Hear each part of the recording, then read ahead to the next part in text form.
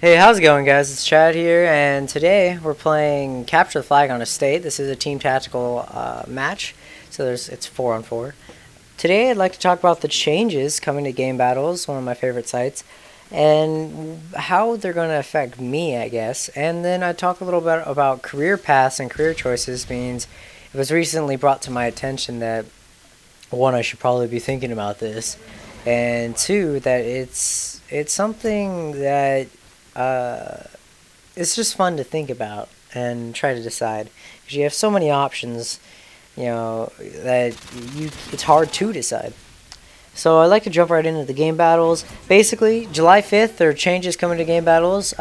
These changes have been in beta for a little while. There's a couple that are worth mentioning. One is the spring season extension. Is going to go on until July 5th. Second would be the global and arena leaderboards. Third would be the ELO ranking system. That's completely awful. And that's it, really. I'd like to talk about, I also like to mention a change that's already put in place called the match roster selection. Basically, roster writing, which was an issue that plagued some bigger teams, is when, like, say you have 4 really active players and they always play 4-on-4s. Well, those other players that are on the team actually earn XP also, and it's split among all the players, and people didn't like that because if you're not playing, you shouldn't get XP. So this is how they fix it with match roster selection. Yeah, I was gonna say master selection, lol. But yeah, these changes are looking nice. I do dislike the ELO system change. I don't think an ELO system would go good on this website. I've thought that kind of since the beginning. I thought it would be interesting, but using the beta ladder with the ELO system on it already, I think this is a completely awful idea and is absolutely ridiculous. But we'll have to see how it plays out and see what changes they make to it. And they ask for your feedback, so if you have a Game Battles account, please leave the feedback on what you think of the ELO system. I know personally from doing my beta matches, I've had an awful experience between playing players in the UK and one barring on their host, and then them like one barring on my host, to what's it called? And that's not anybody's fault. That's just the beta not being separated. To the ELO thing. Basically, when I post a match, always really high level teams accept it because it basically says, here's my skill level, and they can choose whether to accept or not. So teams always go for the easies. So there's going to be frequent amounts of disbanding now that the ELO system is there. Not sure what's going to happen. It'll be interesting. But to jump right on to the next topic, I was recently browsing YouTube and I noticed a advertisement for like this career agency, like saying, have you found a career that's right for you yet? And that got me thinking a bit, because I think when ads hit me, yes, I guess the ad worked if I started thinking about it. Like, I started thinking about, well, no, I haven't really. I mean, from day one, I've always wanted to become a biologist or some type of scientist. At one point, I think it was, well, even now, it's a genetic engineer, just because, not because I saw X-Men, but more because I'm just fascinated in modifying all that. So, this year was kind of rough for me in school, grade-wise. I've been taking a lot more advanced classes, so I've actually I dropped the ball a bit compared to the easier classes. So it's really shown me like how high of a level like some of these gentlemen work on. Like, this is a school class. I mean, it's gonna get even harder once I get like into like actual lab work and stuff after I graduate college and all that. That's a bit ridiculous. So I've been looking at other career paths. At one point I was watching so much Law and Order that I thought I'd become a lawyer, and then I realized that's even more work. So I've detoured from that because I'm a very lazy person. I mean, I'll work hard when it comes to like special things like that I want to do, but if it's not something I don't want to do, it doesn't get done, or it gets done slowly, and that's not a good quality at all. Gonna have to change that for the future, but for now I think I can fly with it, so I'm not worried. But basically, recently I've been looking up a lot of like just browsing YouTube, and I've been finding a lot of videos from well, you all know Freddie W, Freddie Wong, all those crazy videos. And, you know, I've been researching a lot of stuff like that, like visual effects, movies, filmmaking. And I had also taken a film class basically this year. That, you know, basically it's kind of like a history of film, like how it works, what they do, the industry, and all that. And so it's kind of piqued my interest. I've always thought film to be cool, and I've always like been interested in photography. And with, you know, me now having a PVR, I figure I can make machinima.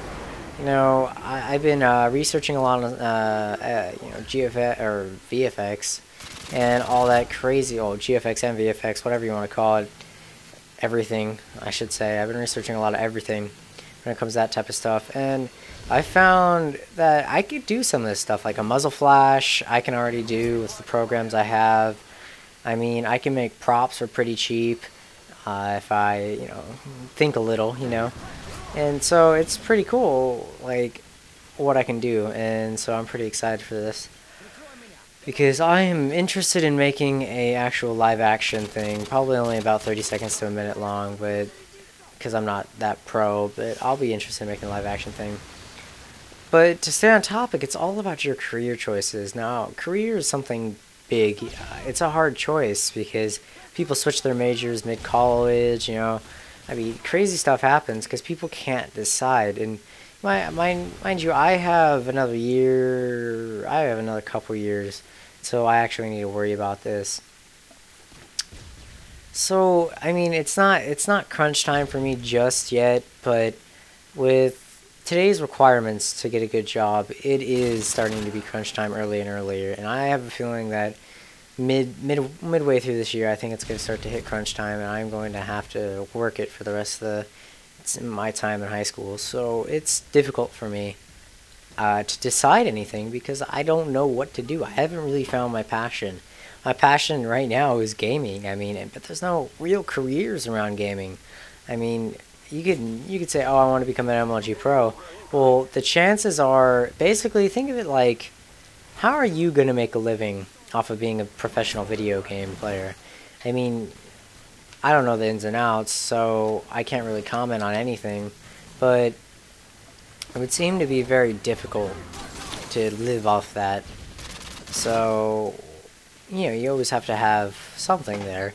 And in the end, like, what if I just want a normal job? Like, so all this editing stuff is pretty cool, and that frag was, he threw it like, he got lucky, but it was a nice frag. Either way, it was a beautiful frag. It just flew.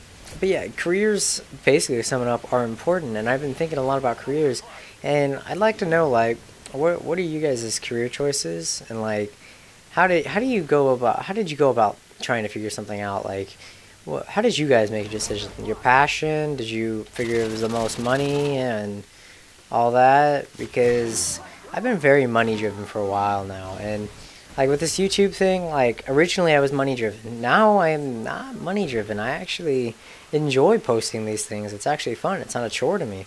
I enjoy talking to myself for periods of 10 minutes thinking people are going to watch my videos. It's entertaining. So this is one of the few things I've done that I haven't really been money focused. And so what are you guys' decisions based on? Were you money focused? Were you enjoying it, passion focused? Were you practicality focused? Were you like, oh, maybe if I go into this field, I can later branch into this field? Well, I don't know what's going on here. Were you driven by other means, like maybe a family member, like, I don't know, a good example, maybe like a family member dying and you then going into a field? There's so many ways to be influenced into something that it's pretty insane, and I haven't really gotten influence from anywhere other than the fact, basically, to strive to do my best. So I haven't really thought about this too much until now, so it's kind of new to me, so I'll be figuring it out as I go.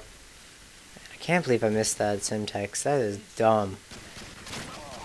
But yeah, I'd like to know you guys' responses. I'm trying to think of something to say. I don't want to create a dead spot. Basically, all I can tell you guys is to check out my other videos. I think I'm approaching 20 videos. Oh, big landmark, I know. But hey, it's 20 videos. I'll probably do something a little funny there to celebrate 20. I guess I'll do a milestone every 20. And I'm nearing also 30 subs, and I figure if I can get 30 subs, I'll make a montage and I'll post it. I've had a montage made for a little while now. I just haven't bothered posting it because I'm not confident that the quality is enough for what I want to post on this channel. So if I can get 30 subs, I'll go back, I'll edit it, and I'll make it what I want it to be. And give it to you guys because I want to entertain you, and that's probably one of the best ways to do it. I'd like to thank you guys for watching this video. The score was 10-0 in our favor. 10 flag caps. I was like 16 and something. I don't know. I wrecked for some vase. Once again, thanks for watching. Please subscribe, like, comment. You know, do the regular mumbo jumbo. And have a nice day.